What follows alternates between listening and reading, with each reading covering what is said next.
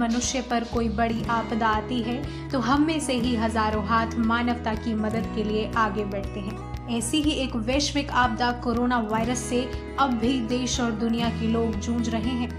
इस वैश्विक महामारी से बचने के लिए भारतवासी 25 मार्च 2020 से लॉकडाउन के नियमों का पालन कर रहे हैं। लॉकडाउन से हजारों जिंदगियां तो बची, लेकिन भारतीय अर्थव्यवस्था पूरी तरह चरमरा गई। अलबत्ता इस समूचे परिदृश्य का दूसरा पहलू मानवता के प्रति शासकीय कर्तव्य भी था। इस कड़ी में केंद्र सरकार, राज्य सरकारों ने जो कदम उठाए वे बहुत ही प्रभावशाली रहे। इस बीच शासन प्रशासन में कई ऐसे अधिकारी कर्मचारी कोरोना वॉरियर्स के रूप में उभर कर सामने आए, जिन्होंने मानव सेवा की अद्भुत मिसाल कायम की है। फरीदाबाद जिला प्रशासन ने भी एक टीम के रूप में कोरोना वॉरियर्स की भूमिका निभाई। फरीदाबाद के डीसी यशपाल यादव ने अपनी पूरी टीम के साथ मिलकर पहले लॉकडाउन से लेकर अंतिम तक लोगों को खाना, पानी, दवाई, स्वास्थ्य सेवाएं और अन्य जरूरत का सामान उपलब्ध कराने में हर संभव प्रयास किए। इतना ही नहीं, लॉकडाउन के दौरान बंद पड़े काम धंधों की वजह से हर गरीब परिवार तक खाने पहुंचाने का जिम्मा भी उठाया। सबसे पहले तो मैं ये बताना चाहूँगा कि फरीदाबाद के अंदर बहुत बड़ा एरिया ऐसा है जहाँ बहुत गरीब तबके के लोग रहते थे और स्लम्स बहुत ज़्यादा हैं और बहुत थिकली पॉपुलेटेड वो एरियाज़ हैं। तो जब काम धंधे बंद हो गए तो लोगों को खाना कहाँ से मिलेगा। कुछ ऐसे लोग थे जो हर रोज़ कमाते थे, हर रोज़ खाते थे। तो उन लोगों को सपोर्ट करने के लिए सिविक सोसाइटी, समाज की तरफ से भी और सरकार की तरफ से भी मदद के हाथ बढ़ने शुरू हुए।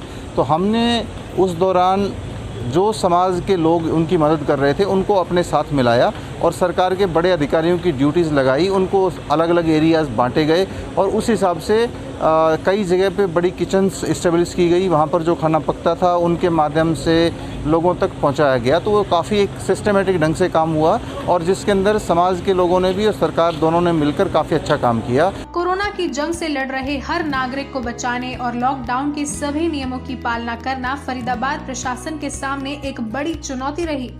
फरीदाबाद औद्योगिक नगरी में प्रवासी मजदूरों को उनके राज्यों में पहुंचाने से लेकर पूरी व्यवस्था यहां की गई। माननीय मुख्यमंत्री जी के निर्देश पर हरियाणा सरकार के द्वारा एक पोर्टल बनाया गया और सभी लोगों को जो यहाँ से जाना चाहते थे उनको ये कहा गया कि आप इस पोर्टल के ऊपर रजिस्टर करिए। जब उनका रजिस्ट्रेशन पूरा हो गया तो उसके बाद में ये डिमांड जनरेट की गई कि कितने लोगों को हमें ट्रेन से भेजना है, कितने लोगों को बसों से भेजना है।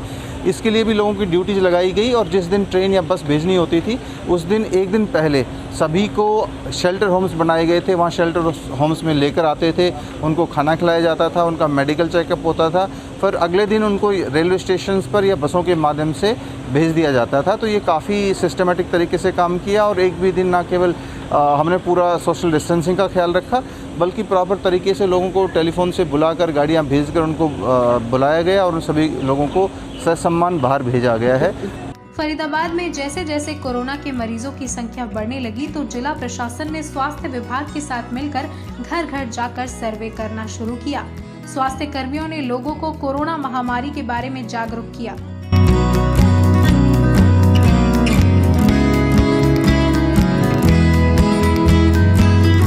हमारे पूरे ज़िले के अंदर सर्विलेंस हम करते हैं 9-10 अप्रैल को और फिर 21-22 मई को हमने पूरे ज़िले का 2 दिन के अंदर सर्वे करवाया और इस सर्वे के अंदर जितने भी लोग ऐसे मिले जिनको किसी भी तरह की खांसी, जुकाम आदि के लक्षण थे उन सब का टेस्ट कंडक्ट करवाया गया और इनका टेस्ट कंडक्ट करवाने के बाद में इनके संपर्क में जो भी लोग आए उन सब लोगों को भी ढूंढा गया, उनके टेस्ट भी कंडक्ट करवाए गए और ऐसे कोई भी लोग जो टेस्ट में पॉजिटिव पाए गए उनको हॉस्पिटल्स में ले जाकर उनका इलाज करवाया गया और आज भी ये लगातार जारी है। जो भी हमारे कंटेनमेंट जोन्स डिक्लेयर किए जाते हैं उनके अंदर लगातार सर्वेक्षण होता है और उस सर्वेक्षण के माध्यम से इस तरह के लोगों को ढूंढा जाता है।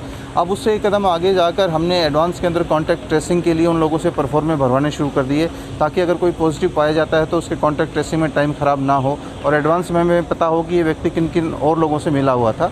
देश भर में लॉकडाउन के बाद फिर से अर्थव्यवस्था को पटरी पर लाने और औद्योगिक नगरी को फिर से शुरू करने के लिए प्रशासन की ओर से अलग अलग नियम लागू कर परमिशन पास दिए गए ताकि बिगड़ी हुई व्यवस्था को फिर से जीवित किया जा सके। हरियाणा सरकार के द्वारा ये निर्धारित किया गया था, ये निर्णय लिया गया था कि सभी इंडस्ट्रीज़ को पहले कुछ फेज मैनर में परमिशंस दी गई थी अलग अलग इलाकों के अंदर और उसके लिए एक ऑनलाइन पोर्टल बनाया गया था जिसमें उनको अप्लाई करना था। शुरू में कमिटीज़ बनाई गई जिनके माध्यम से परमिशंस दी गई, उसके बाद में कमिटीज़ की ज़रूरत नहीं रही और ऑनलाइन पोर्टल को ऑटोमेशन मोड पर डाल दिया गया। तो कोई भी व्यक्ति अगर परमिशन लेना चाहता है तो उस पर अप्लाई करता है, उसको ऑटोमेटिकली परमिशन मिल जाती है। उसके तहत अब काफ़ी सारी इंडस्ट्रीज़ इस शहर के अंदर चल पड़ी हैं और बाकी हैं वो धीरे धीरे करके चलने के प्रोसेस में हैं। कोरोना महामारी के बीच अब अनलॉक 1 में सभी चीजों को धीरे धीरे खोल दिया गया है, तो वहीं अब फरीदाबाद में कोरोना मरीजों की संख्या भी बढ़ती जा रही है।